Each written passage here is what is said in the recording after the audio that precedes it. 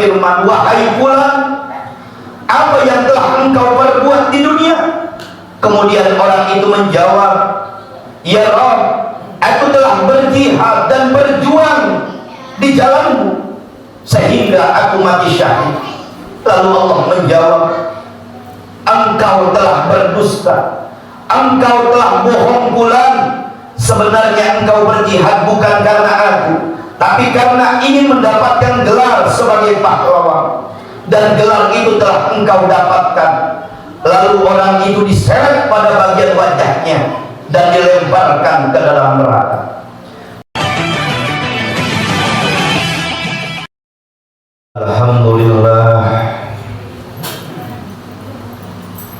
Alhamdulillahilladzi ja'ala al-islam khudu'an wa qiyadan wa ja'ala al-iman tasdiqan fil qalbi wa ja'ala al-islam ikhlasan fil ibadah. Asyhadu an la ilaha illallah wahdahu la syarika lah wa asyhadu anna Muhammadan abduhu wa rasuluh la nabiyya ba'dah. Allahumma shalli wa sallim wa barik ala sayyidina Muhammadin wa ala alihi wa ashabihi wa man tabi'ahum bi ihsanin ila yaumiddin. Amma ba'du, fa ya ibadallah, usikum wa nafsi bitaqwallahi faqad fazal muttaqun. Kama qala Allah ta'ala fi kitabihil karim, a'udzu billahi minasy syaithanir rajim, bismillahirrahmanirrahim. Ya ayyuhalladzina amanu taqullaha wal tanzur nafsum ma qaddamat lighad. Sadaqallahul azim. Hadirin kaum muslimin hamba Allah yang mulia, marilah pada kesempatan yang mulia ini, di tempat dan di waktu yang mulia ini, kita memanjatkan rasa syukur kita kepada Allah Subhanahu wa ta'ala. Rasa syukur kepada semua nikmatnya yang Allah berikan kepada kita, terutama adalah nikmat sehat wal afiyah dan nikmat iman, sehingga pada kesempatan yang mulia ini kita masih dapat melaksanakan salah satu kewajiban kita selaku hambanya, yaitu sholat Jumat berjamaah di masjid yang mulia ini. Banyak saudara-saudara kita yang hari ini pada sehat, tapi hidayah imannya Allah tidak campakkan dalam hatinya. Ada yang Allah berikan keimanan begitu kuat untuk dapat melaksanakan sholat Jumat hari ini, tapi apa daya nikmat sehatnya dicabut oleh Allah. Maka kita yang sempurna sehat kita, sempurna fisik kita, dan sempurna hidayah Allah berikan kepada kita, hari ini kita buktikan sebagai orang-orang yang bersyukur kepada Allah dengan kita melaksanakan kewajibannya, yang mudah-mudahan rangkaian ibadah Jumat kita saat ini semuanya diterima oleh Allah Subhanahu wa ta'ala. Yang kedua, salawat dan salam semoga Allah sampaikan kepada paduka alam yang mulia, Nabi besar kita Nabi Muhammad sallallahu alaihi wa alihi wasallam, para keluarga, sahabat dan para pengikutnya, serta kita umatnya yang sampai saat ini kita masih istiqomah menjalani sunnah-sunnah, yang kelak nanti di yaumil qiyamah kita dikumpulkan akan mendapatkan syafaatul uzma dari Rasulullah sallallahu alaihi wa alihi wasallam. Selanjutnya khatib berwasiat, berpesan wabil khusus untuk diri pribadi khatib dan keluarga dan umumnya para jamaah, mari sama-sama terus kita menguatkan keimanan dan ketakwaan kita kepada Allah Subhanahu wa ta'ala. Takwa yang sesungguhnya adalah imtithalul awamirillah wastinabun nawahi, yaitu kita berusaha, berupaya untuk melaksanakan semua perintah Allah dan berupaya kita untuk meninggalkan apa-apa yang dilarang oleh Allah. Karena keimanan dan ketakwaan kita yang terrealisasi dalam kehidupan kita sehari-hari berupa amal soleh, itulah yang nanti kelak di yaumil qiyamah yang dapat menghantarkan kita dimasukkan ke dalam surganya Allah Subhanahu wa ta'ala. Amin ya Allah ya Rabbal alamin. Hadirin kaum muslimin hamba Allah yang mulia, kita umat Islam baru saja merayakan tahun baru Hijriah 1 Muharram 1445 Hijriah. Meskipun dengan cara yang amat sangat sederhana, hal ini kita yakini bukanlah berarti umat Islam sudah melupakan arti hijrah atau sudah menurun keimanannya dan girah sebagai muslim, melainkan karena umat Islam pada umumnya menganggap telah cukup mengambil hikmah serta makna dari peringatan tersebut. Maka dalam rangka mengenang peristiwa hijrahnya Nabi dan para sahabat, marilah kita hayati arti dan hikmah peristiwa tersebut. Sebab dalam memperingati dan mengenang peristiwa hijrah, bahkan dalam peringatan hari besar Islam, bukanlah dengan acara dan upacara yang meriah yang hanya buang-buang energi. Cukuplah bagi kita umat Islam menggali dan kita menggali kembali nilai-nilai yang terkandung di dalam peringatan hari besar Islam, termasuk peristiwa hijrahnya Nabi, seperti apa yang telah dikorbankan Nabi dan para sahabat dalam menegakkan kalimat tauhid.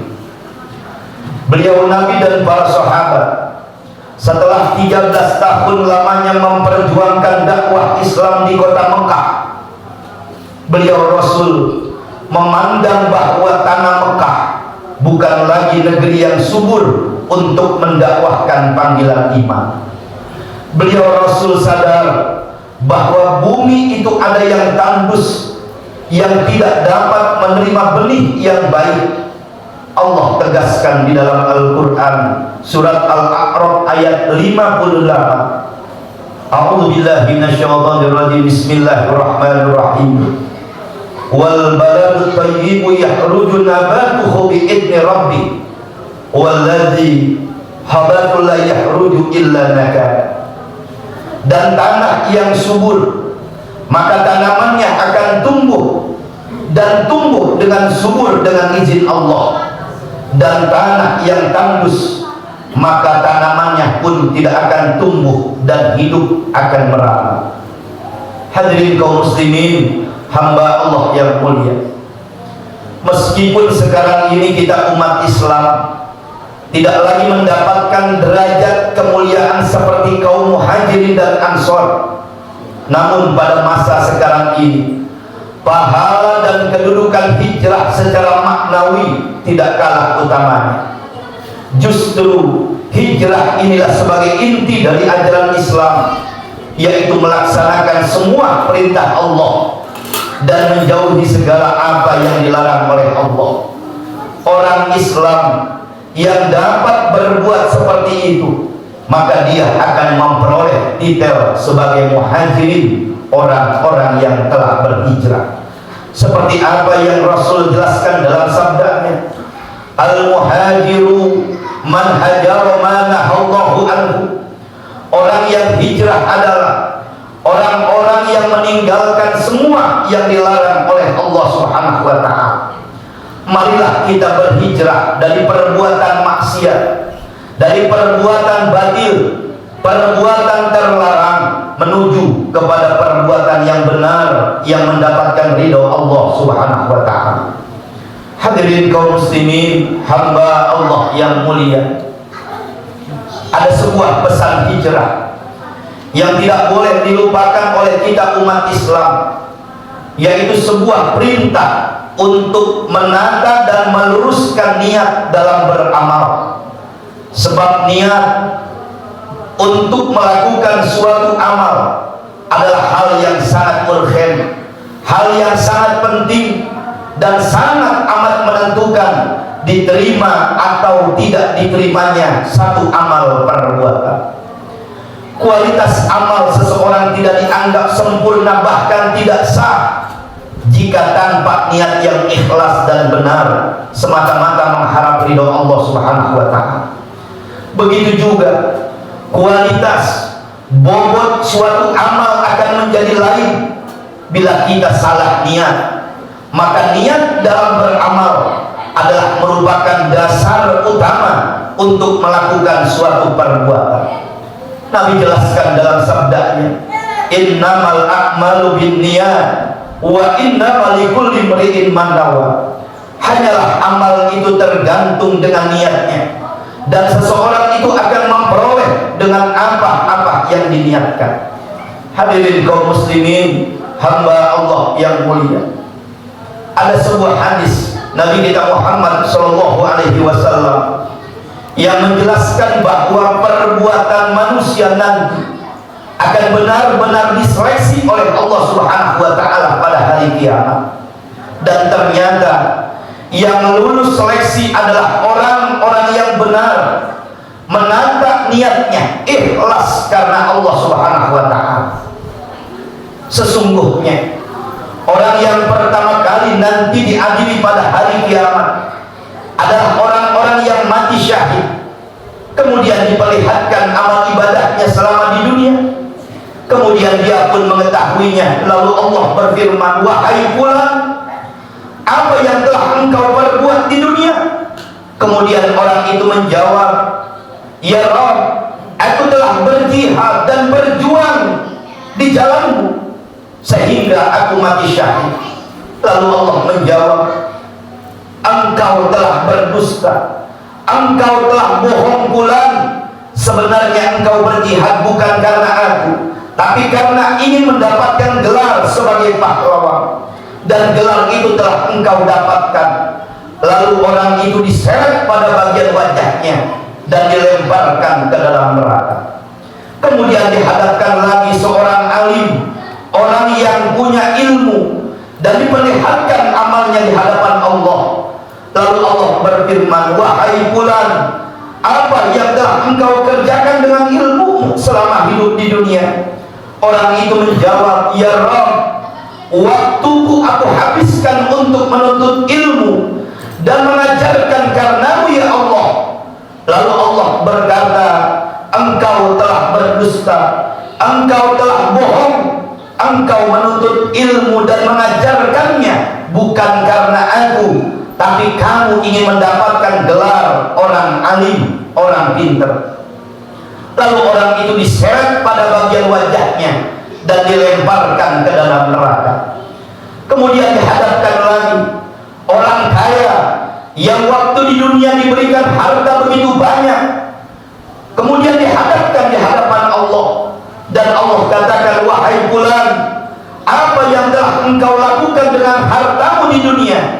Orang itu menjawab, ya Rabb, tidak kutinggalkan satu jalan pun dari hartaku kecuali aku sedekahkan di jalanmu, aku infakkan di jalanmu karenamu ya Allah. Lalu Allah berkata, wahai fulan, engkau berdusta, engkau bohong. Sebetulnya engkau bersedekah ingin mendapatkan gelar, panggilan serta sanjungan pujian dari orang lain, dan gelar sanjungan itu telah engkau dapatkan. Lalu orang itu diseret pada bagian wajahnya dan dilemparkan ke dalam neraka. Hadis riwayat Imam Bukhari wal Muslim. Hadirin kaum muslimin, hamba Allah yang mulia, maka oleh karena itu, apapun status dan profesi kita, apakah kita seorang pedagang, seorang karyawan, seorang petani, seorang buruh, seorang pemimpin, seorang guru, dan profesi-profesi lainnya, hendaklah kita meluruskan dan menata niat kita. Kita berbuat ikhlas semata-mata karena Allah Subhanahu wa Ta'ala. kita tinggalkan sifat ingin dipuji orang, sifat ria, sifat ingin disanjung oleh orang. Berbuatlah semata-mata karena menuntut ridho Allah Subhanahu wa ta'ala. Semoga di awal tahun ini menjadi awal untuk perbaikan dan menata serta meluruskan niat kita dalam beribadah, sehingga semua rangkaian amaliyah ibadah kita diterima oleh Allah Subhanahu wa ta'ala dan dijadikan sebagai catatan yang sempurna di hadapan Allah Subhanahu wa ta'ala. Dan kita berdoa semoga rangkaian amal ibadah kita di tahun yang telah kita lewati semuanya diterima oleh Allah Subhanahu wa ta'ala. Segala dosa dan kesalahan kita diampuni oleh Allah Subhanahu wa ta'ala. Amin amin ya Allah ya Rabbal alamin. Barakallah fastaghfiru innahu huwal ghafurur rahim.